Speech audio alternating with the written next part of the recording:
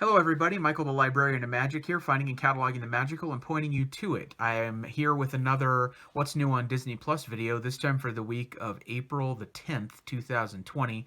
It's taken me a little bit to get to some of this content because of all of the documentary movies and stuff that they released last week, and I've still got a backlog of stuff there, or had a backlog of stuff, so I'm now getting caught up on this. About half a week later. But here it is, all of the stuff that was released or added to Disney Plus for the week of April the 10th. I'm going to go ahead and detail and highlight all of that stuff. I got my notes as always. There will be some spoilers here, so be forewarned right here at the top. Additionally, I had promised a couple of videos back, if you've been following, to review the Pixar film Onward that was put on Disney Plus April 3rd. I'm still planning on doing that. It's also in the backlog of stuff, but that's coming very soon. So if you're interested in that or my thoughts on that, stay tuned for that. It'll be happening as soon as I can figure out the logistics on it. And also, there was a new episode of the Clone Wars this week for the week of April 10th, episode 8 of season 7. I did a review for that and watched the episode and gave it its own separate video as I usually do. So if that's something you're interested in, find that on my channel. All that stuff out of the way. These are the things that were added to Disney Plus this week. Disney added season 14 of Life Below Zero, a National Geographic reality style series about people who live primitive lifestyles in Alaska. They have all of the seasons 1 through 14 on Disney Plus, and they just added this last week season 14. So if that's a show that you follow or are interested in, they're pretty much up to date on content there. They also added season 1 of a National Geographic show called Paradise Islands, which I think is about like tropical birds and tropical environments. They added season 1 of Playtime with Puppy Dog Pals, which is an animated Disney Junior show. For some weird reason, they added season 2 a couple of weeks ago, and they didn't have season 1 on there, and now they do. So now they have seasons 1 and 2. Whenever that happens, the only thing I immediately assume is there's some contractual issue with other streaming services or whatever before Disney Plus was a thing, and they roll them out in a weird order. That's what I initially... I don't know that to be 100% the case here, but that's what I generally assume when these things end up being weirdly out of order and stuff like that. Similarly, they also have season 5 of Running Wild with Bear Grylls, and they have only season 5. They don't have any of the other seasons. Again, I'm assuming it's because there's some contractual issues with the rest of the content on some other streaming services or stuff like that. I don't know. But this is a series where known popular survival expert person Bear Grylls takes various celebrities out to different survival environments and situations and teaches them various skills. And then they have also put the docuseries, the 3-episode long docuseries Tut's Treasures, Hidden Secrets, which is a National Geographic series as well, all about King Tut and the discovery of his tomb. That is also now on Disney Plus, was added just this last week. As far as original exclusive Disney Plus stuff, one of the coolest things they added this week that I just am pretty fresh of watching is a celebration of music from Coco, from the Coco premiere at, it was filmed live at the Hollywood Bowl, and they basically did Coco in concert there, and then they filmed it, and now they've put that stuff on Disney Plus, and it's really cool. They have all these live performances of the songs from the movie, and some other traditional Mexican songs and dances and things that are representative of the culture and Dia de Muertos and, you know, all of that cool stuff that is emblematic of the movie and the culture and everything like that. So that is really cool. I really love Coco. That's one of my favorite Pixar movies. It ranks very, very high for me. And I love the music in it and everything. So that was really cool to see on there. If you're a fan of the music and the sights and sounds of Dia de Muertos and all that stuff, really cool. So that's neat that that's on there. It was really fun to watch. There was a new episode of Be Our Chef called Hidden Within. This time, the Perez family squared off against the Merrill family. The Merrill family is returning this time. They were in the Cinderella episode Bibbidi Bobbidi Bon Appetit. This time, they're doing a Mulan-themed episode. The families go to Epcot. They go to the China Pavilion in Epcot, and they meet Mulan, and they talk about her favorite foods and things that she might want to see in a dish and stuff, just like they did with Baymax and Cinderella in the other episodes. And then the families go off to devise some dishes. The Perez family makes a kind of a fried rice dish that is served in a hollowed out, overturned red pepper. So it's kind of like a surprise dish. You pull the red pepper up, and then there's all this like awesome like chicken fried rice underneath. And then the Merrill family made a rice bowl that's supposed to look like congee, which is the rice porridge dish that Mulan actually eats in the film. She has congee with some fried eggs and a strip of bacon that make a smiley face for breakfast. Mushu helps her whip up the breakfast. They make a version of that. They make these like egg foo young sausage fried croquettes, basically, for the eyeballs instead of just eggs. And then they make the strip of bacon, a roasted pepper for a nose, and they put it in a bowl of rice, which isn't congee, but it's just your standard rice. But the theme is really cool. Both of the dishes taste delicious. The judge is the chief cuisine, creative cuisine person for Walt Disney World resorts in Florida. He's like the guy who comes up with all the new dishes, or is the guy who leads that team, I should say. Lots of people work on those. And ultimately, he decides that the Merrill family was a little bit better than the Perez family, just for their level of creativity with doing the dish that was inspired directly by the movie, and their flavors were a little bit more on and stuff, which is cool because the Merrill family was on the losing end of the Cinderella episode, so they got a win here. They got some Mulan pins, and the Perez family will still get a chance to try again. That's the cool thing about the round robin style of this show. And realistically, it's just fun to see families cooking together, whether they win or lose.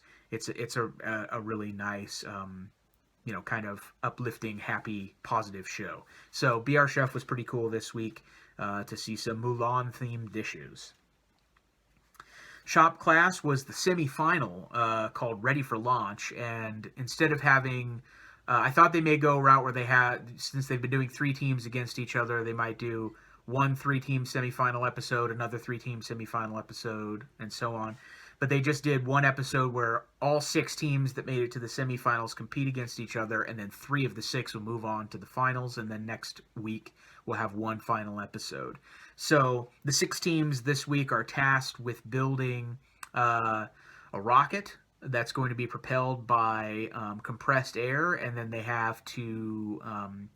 there will be raw eggs in the payload, and they have to make sure that those eggs get back to the ground safely if possible. It's a really common science exercise or experiment for young people in junior high and high school and stuff like that.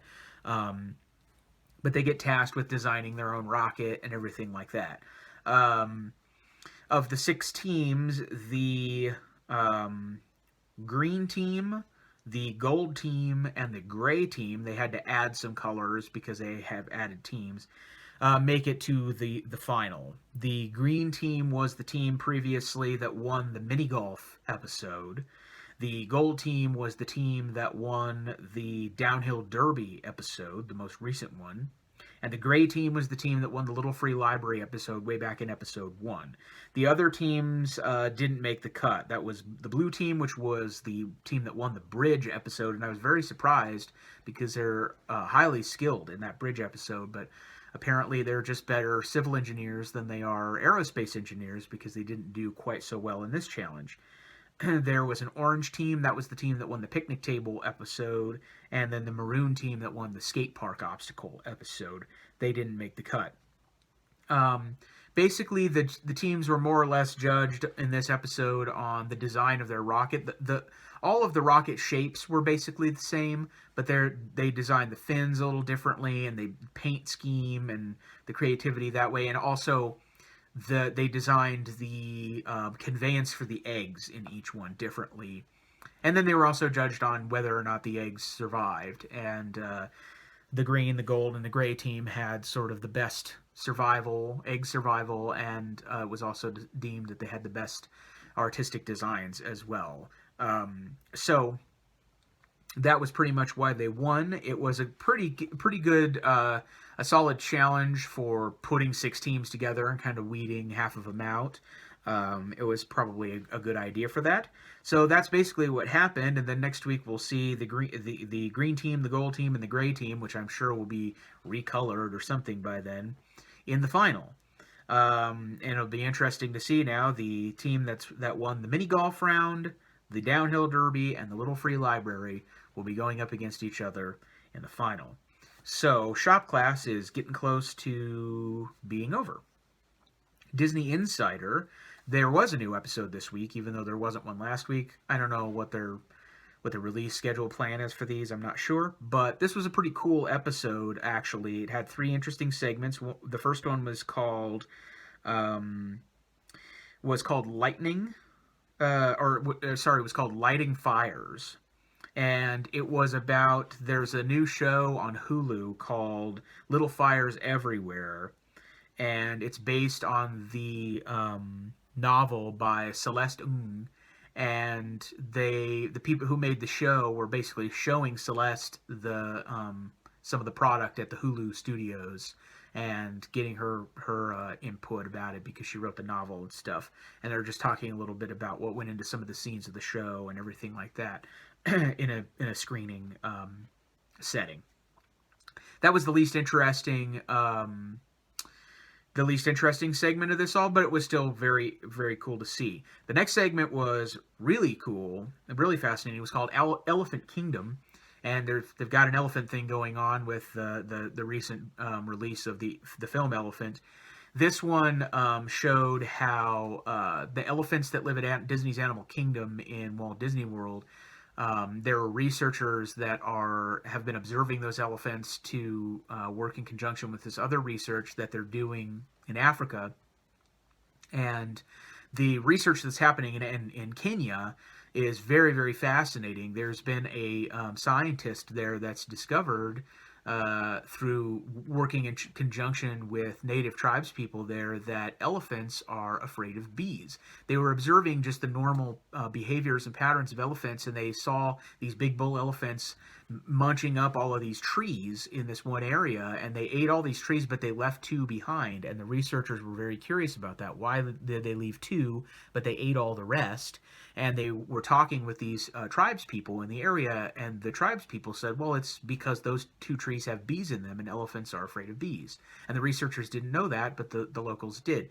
So they took that information, and they realized they could help local farmers save their crops from elephants by building these fences that incorporate beehives all around them. So they build these bee boxes and then suspend them on these wires so that whenever the elephants tried to tramp into the farm and eat these crops, they would disturb the bee boxes and they would basically shake them up with the movement, and that would rustle the bees out, and then the bees would start flying around, and the elephants would be afraid of the bees, and the elephants would take off.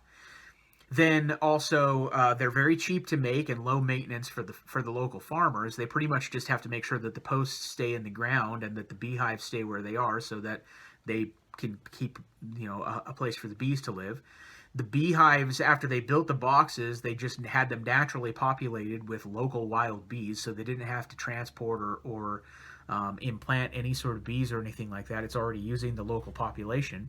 On top of that, they have educated the farmers about how to harvest the honey, so honey is a benefit to the local farms. And in addition to that, they're now doing research to possibly demonstrate that all of these bees around and these fences are beneficial to all of the crops, yielding a greater pollination rate and stuff like that. That there's a symbiotic relationship, with the bees and pollinating all of the plants. So it's basically like a win-win-win-win-win situation. The farmers get honey, they get a better crop yield. The bees get a better place to populate and